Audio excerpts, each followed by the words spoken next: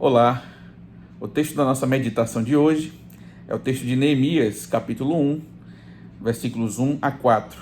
Diz assim a palavra do nosso Deus. As palavras de Neemias, filho de Acalias, no mês de Quisleu, no ano 20º, estando eu na cidadela de Suzã, veio Anani, um dos meus irmãos, com alguns de Judá.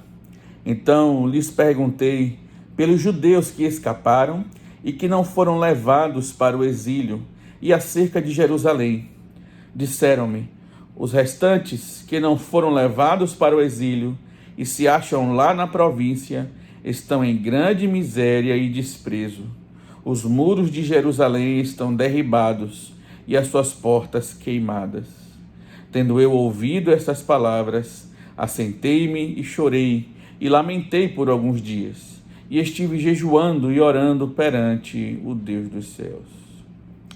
O que você faz, quando recebe uma notícia ruim? Qual é a sua reação? Muitas vezes nossa reação é de desespero, de agonia, ou então de raiva, ficamos irados, ou então ficamos altamente deprimidos quando recebemos uma notícia ruim. E é normal isso, todos nós certamente ficamos tristes quando recebemos uma notícia ruim. E a gente vê isso aqui também em Neemias. Neemias estava na Babilônia. Neemias trabalhava junto ao rei Artaxerxes, e ele pergunta aos seus compatriotas, que estivera lá em Jerusalém, como estava a situação da cidade. E a notícia que ele recebe é uma notícia muito ruim. É de que o povo estava em miséria, desprezo, que os muros da cidade estavam derrubados, queimados, as portas queimadas. Que notícia triste. Imagine você perguntar por um parente seu e você descobre que ele está passando dificuldades financeiras, ou que ele está na cama de um hospital sofrendo, ou uma pessoa que você ama muito, você descobre que ela está passando por um momento difícil, ou você mesmo passando por dias difíceis. Você chegou no seu trabalho e de repente recebe a notícia do seu chefe de que você está demitido, a economia de dinheiro que você por tanto tempo gastou, de repente alguém rouba, ou então vem uma doença grave e você tem que gastar todo o dinheiro para cuidar da doença. Enfim, muitas coisas podem surgir e tirar nossa paz, tirar nossa paz mental, vamos assim dizer.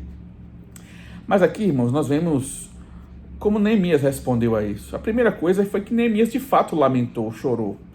E não há pecado nenhum nisso, não há erro nenhum nisso. Nós temos sim que lamentar, chorar pelas coisas ruins que nos acontecem. Porém, nós não podemos ficar presos a esse lamento e esse choro. Neemias, apesar de tudo isso, apesar da sua tristeza, como ele diz aí, ele se assentou, chorou e lamentou, mas por alguns dias. Não sabemos exatamente quantos dias foram. Mas o que o texto nos diz aqui é que o tempo de choro e de lamento, ele tem que ter início e fim determinados. Nós não podemos nos demorar muito nisso. E por que não? Porque nós confiamos num Deus que cuida de nós. E vemos aqui também Neemias, ele ficou triste, mas ele diz: e estive jejuando e orando perante o Deus dos céus. Então ele se consagra a Deus através do jejum, e ele então busca a Deus em oração. Então ele não ficou buscando força em si mesmo, como muitas vezes nós aprendemos. Olha, busque força em si mesmo, olhe para dentro de você e busque forças para viver. Mas na verdade, irmãos, nós temos que olhar para fora. Aqui diz que Neemias, ele esteve orando e jejuando perante o Deus dos céus. E isso nos diz muito sobre qual era a visão de Neemias sobre Deus.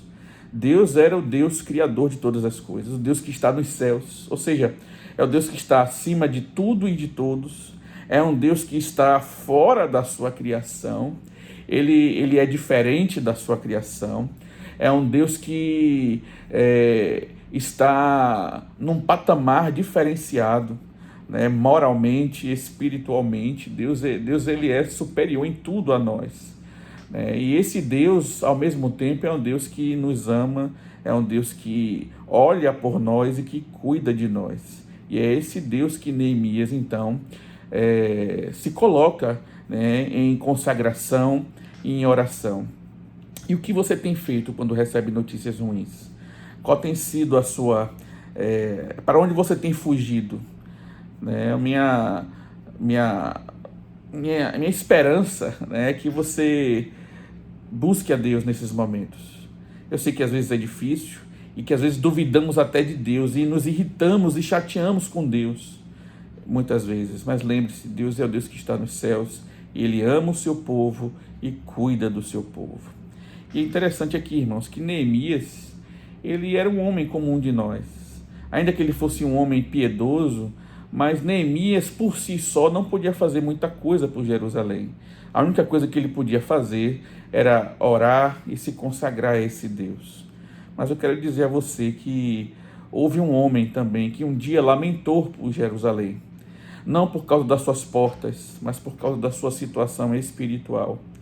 Porque Israel havia abandonado a Deus, estava matando os seus profetas, como disse o Senhor Jesus Cristo. E ele então faz um clamor por Jerusalém, né? Jerusalém ali simbolizando, a nação de Israel, o povo de Israel que negou a Cristo e que havia rejeitado os seus profetas. Mas Cristo, o Deus homem, clamou por Jerusalém e ele de fato podia fazer alguma coisa e fez. Ele derramou seu sangue na cruz. Ele morreu em nosso lugar e morreu, né, não pela nação étnica de Israel, mas morreu pelo Israel espiritual, que é o povo de Deus, tanto da antiga aliança como da nova aliança, né? Então, ele derramou seu favor sobre nós. E ele, de fato, o único homem que pôde fazer alguma coisa. Neemias podia apenas clamar, mas Cristo, o homem Deus, ele não somente clamou por Jerusalém, mas ele fez algo. Ele se entregou em nosso lugar, nos garantindo assim vida eterna.